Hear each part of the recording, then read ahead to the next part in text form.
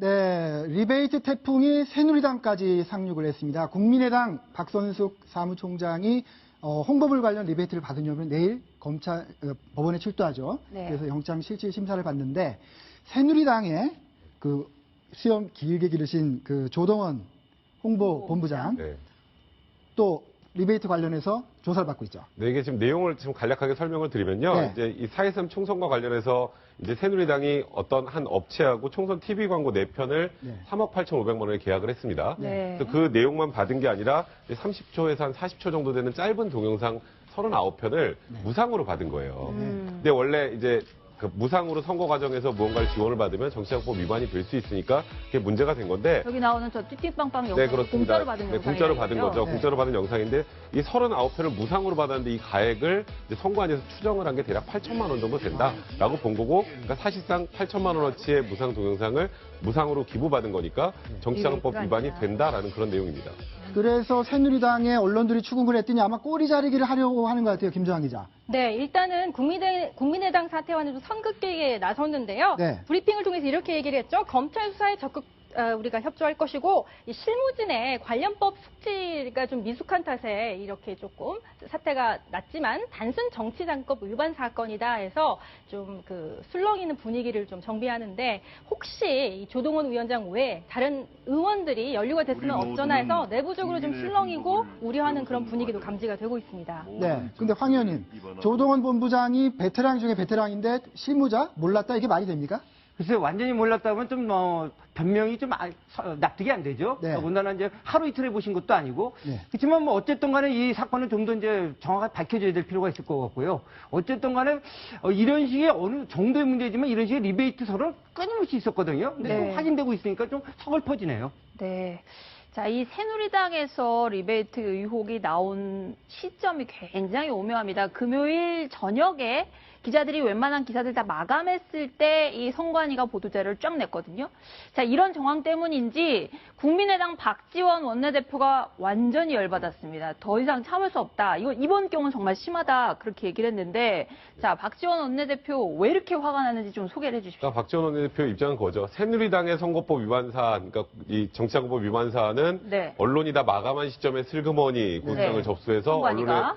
언론에 그렇게 다 알리지 않는 상황을 만들었다. 그러니까 새누리당에 좀 편을 들어서 해줬다는 취지인데요. 저는 네. 사실 박지원 원내대표가 지금 말씀하시는 건 지금 국민의당이 지금 리베이트 문제 때문에 정말 골머리를 앓고 있잖아요. 네. 그러니까 본인들의 이 리베이트 의혹을 어느 정도 좀 희석하기도 하고, 그리고 관심을 좀 새누리당의 이 리베이트 의혹에 또다시 쏠리게 하기 위해서 약간 전략적인 발언이라는 생각이 드는데, 그런 거죠. 선관위 입장에서는 아니 고발을 5시에 검찰청 도착해서 했는데 어떻게 물리적으로 6시 반 이후에나 이게 언론 자료 배포 가능한 상황이었기 때문에 어쩔 수 없었다는 거고요. 그러니까 쉽게 말해서 아예 이런 거를 선관위에서 덮고 고발 안 했다면 박지원 원내대표의 말씀이 좀 일리가 있는 말이지만 어쨌든 고발을 했잖아요. 그러니까 이걸 선관위한테 너무 뭐라고 할 문제까지는 아니라는 생각이 좀 드네요, 개인적으로. 국민의당 입장에서는 어쨌든 자기네 보도자료는 선관위에서 오전 9시 하루 종일 떠들 수 있는 시간에 딱 내고, 이 새누리당은 금요일 6시 반, 참 예매한 시간에 딱 냈기 때문에 화가 날 맘도 한 것 같은데, 자, 김정환 기자, 선관위는 왜 보도자료를 금요일 저녁 이 시간대에 냈다고 얘기를 하나요? 당시에 그 자료를 배포하는 과정에서 행정적인 이유로 늦어질 수밖에 없었다. 대검찰청에 고발장 접수하고 보도자료 준비하고 내다 보니까 시간이 그렇게 된 것이지 어떤 의도가 있었던 것이 아니다라고 해명은 하고 있는데, 국민의당에서는 절대 그럴 리 없다. 3시에 낸다고 했는데 왜 6시 넘어서 냈느냐? 우리가 독촉 전화하고 나서야 비로소 냈다 하면서 물밑에서의 압박이 있었다라는 그런 얘기를 하고 있는 거죠. 네. 거의 선관위를 향해서 국민의당이 거의 선전포고를 하다시피 지금 굉장히 격앙돼 있는 분위기긴 한데 사건이 어떻게 흘러가는지 봐야 될 것 같고요.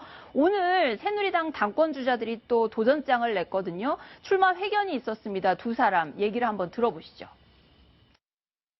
총선을 앞두고는 국민과 민생을 버리고 권력만을 추구하며 천박한 계파 싸움을 했습니다.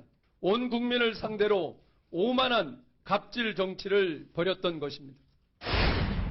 새누리당 잘 변하지 않습니다. 제가 새누리당을 바꾸기 위해서는 기적이 일어나야 됩니다. 여러분, 여러분의 기적으로 저를 뽑아주십시오.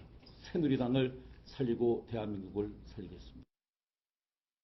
자, 모두 자기가 적임자다 이렇게 이제 출사표를 던졌는데 황 의원님, 그 가장 지금 뭐랄까요, 그 초미의 관심을 모으고 있는 사람은 서청원 전 최고위원 나오느냐 마느냐인데 나올 것 같으세요? 글쎄요, 저는 아마 본인도 조금 잘 모르지 않을까 하는 생각도 해봤는데요. 네. 아마 본인의 개인 입장을 볼 때는 나가고 싶지 않을 겁니다. 네. 지금 여기서 이긴다고 해서 큰 명예가 될 것도 없고, 진짜 지면은 진짜 정생명하고 타격을 받을 수 있고요.